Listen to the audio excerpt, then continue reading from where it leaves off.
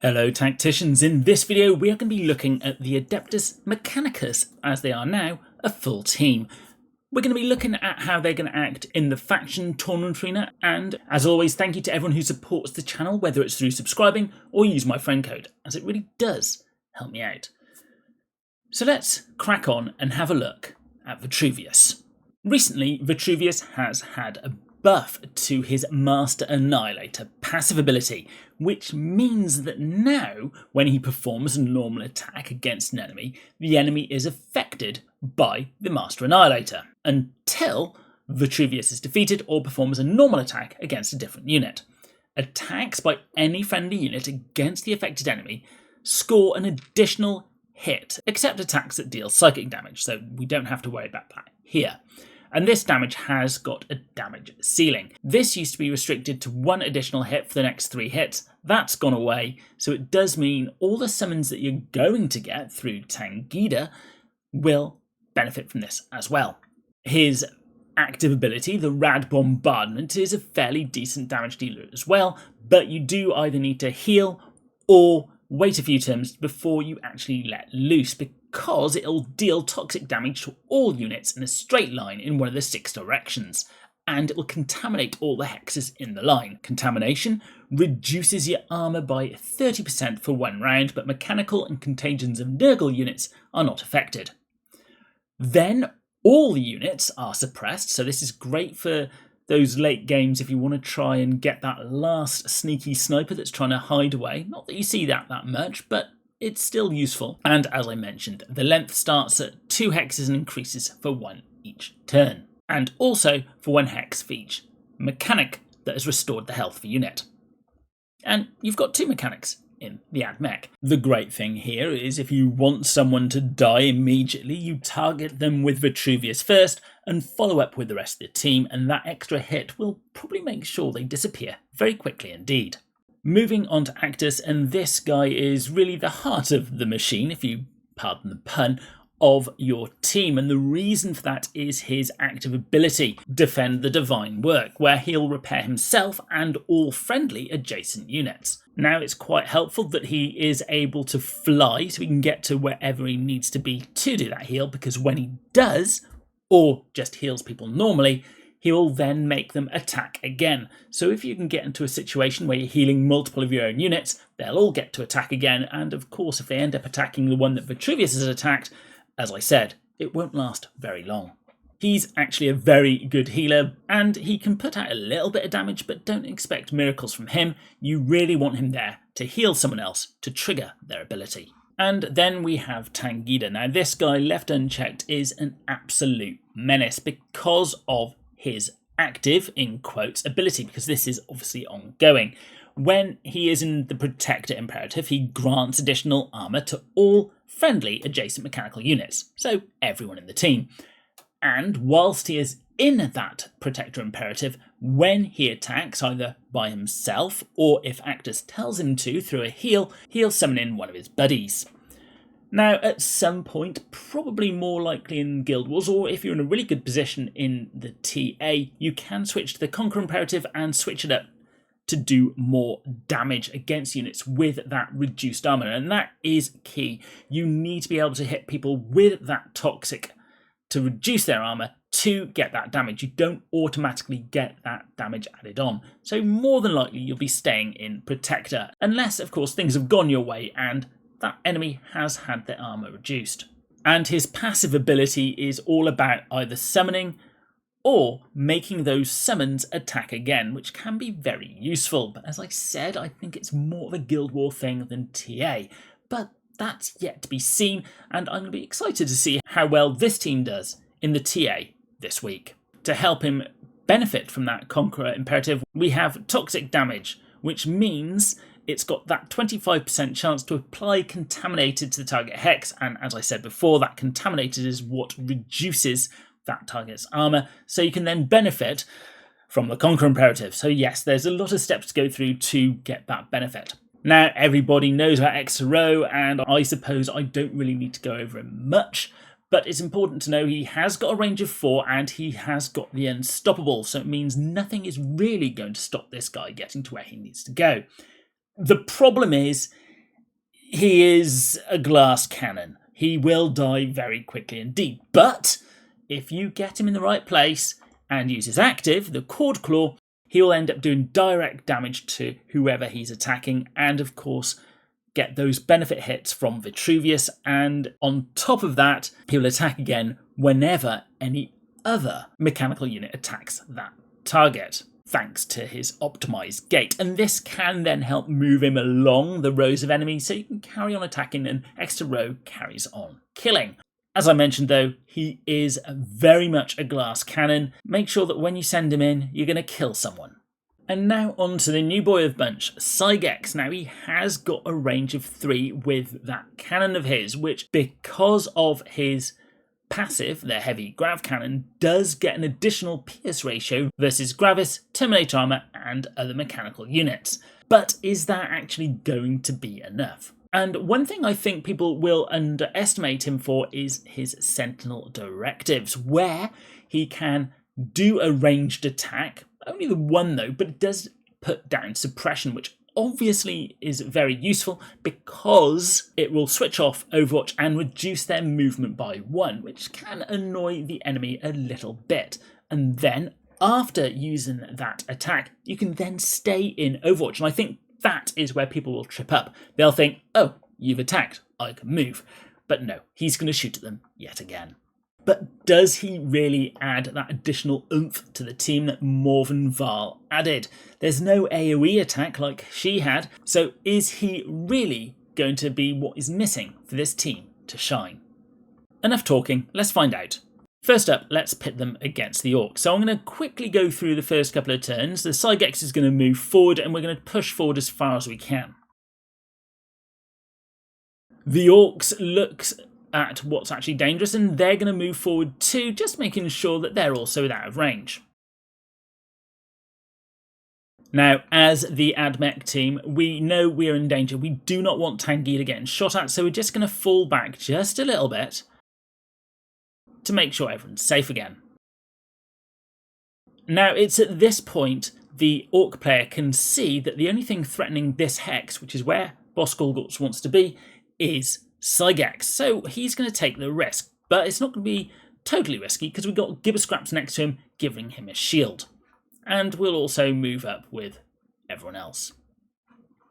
Maybe getting the high ground here with Snapperwrecker the next turn. This is what the AdMech team actually want, because Sy-GEX has got his Sentinel directive. So he's going to go forward and shoot Boss Golgors, and then shoot him again.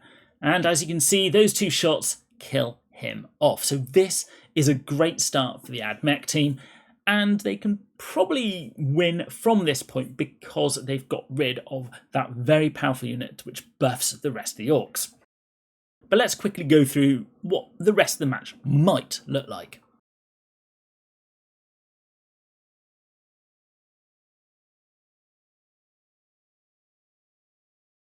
So now we've got 1 apiece and the Orcs are offering up something. And the thing is, Tangita is more than happy to step in. We can actually step all the way in. But before we do that, we're going to make sure we get some extra hits using extra row. And what I should have done was actually made sure Vitruvius was there to actually kill this one, so we would have stepped on the point. But you get the idea. Vitruvius wants to be safe, so it's now 2-1 to the AdMech. Well, 2-all, the Orcs have got the point. And it's at this point the Orcs have to go in as it's a do or die.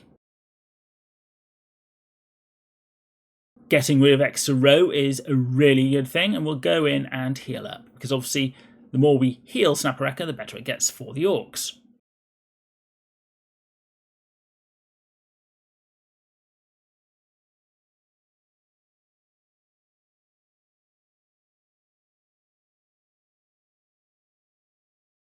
Let's make sure Tangita's dead.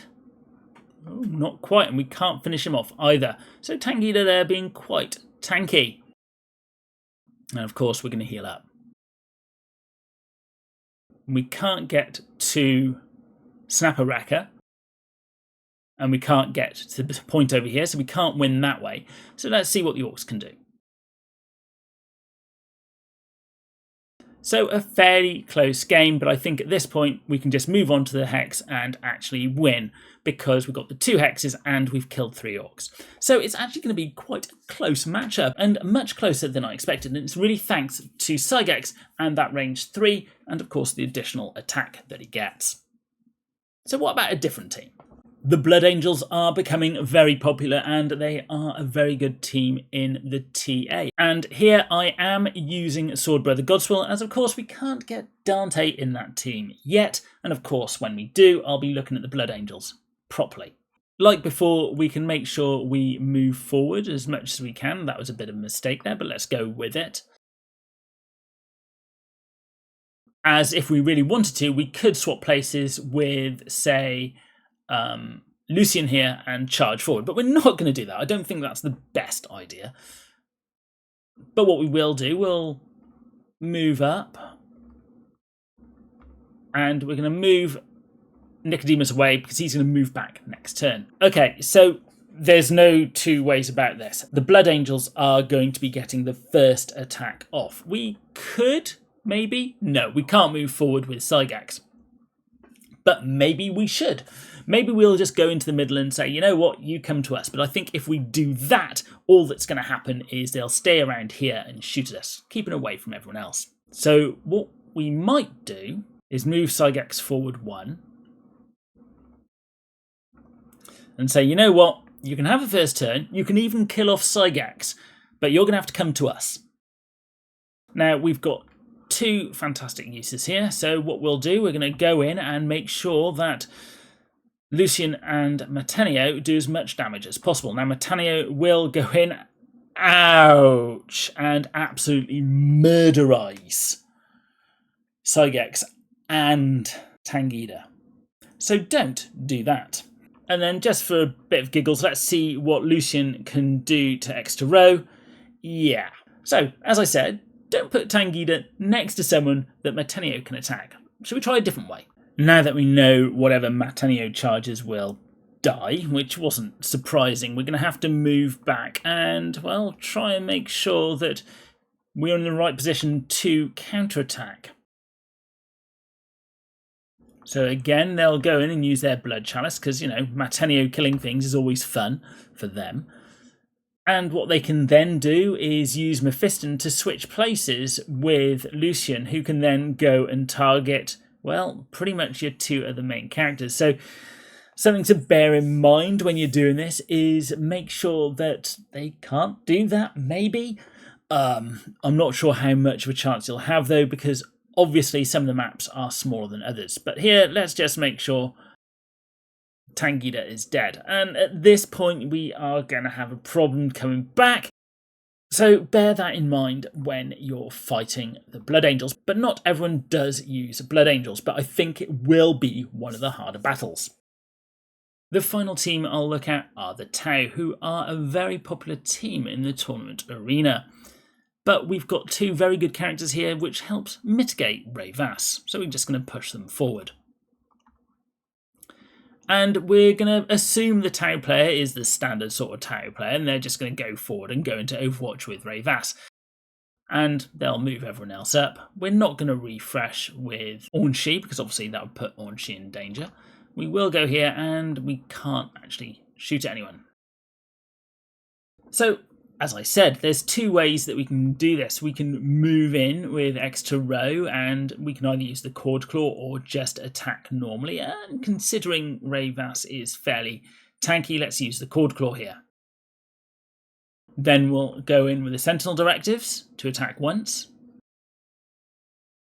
And we'll even move up with Tangida, attack, and we've actually got no one else to attack again with Actus. So as you can see, a fairly decent turn. Now, the Tau aren't without their own tricks. They've got certain things that they can now do, but at least you can take care of that very annoying Overwatch, which not many teams can. So they have a plus there. I won't play through the rest. I've made plenty of mistakes as it is. Overall, I think the AdMech are actually in a very good position. They are going to play, I'm not going to say favourably, but I would say at least equally against the Orcs.